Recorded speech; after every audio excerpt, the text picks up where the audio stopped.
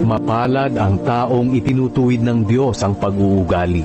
Kaya huwag mong mamasamain ang pagtutuwid ng makapangyarihang Diyos sa iyo, sapagkat ang kanyang mga sinusugatan ay kanya ring ginagamot, at ang kanyang sinasaktan ay kanya ring pinagagaling. Palagi kanyang ililigtas sa mga salot at panganib.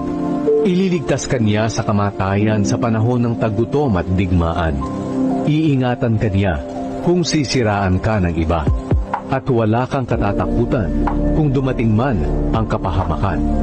Ang tagutom at kapahamakan ay iyong tatawanan, at hindi ka matatakot sa mababangis na hayop, sapagkat hindi ka gagalawin ng mga ito, at hindi ka na mahihirapang magtanim sa bukid mong mabato.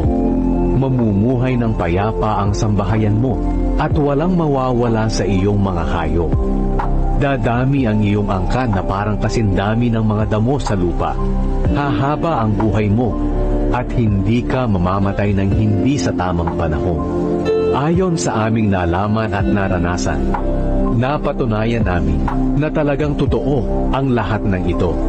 Kaya dinggin mo ito at isabuhay para sa ikabubuti mo.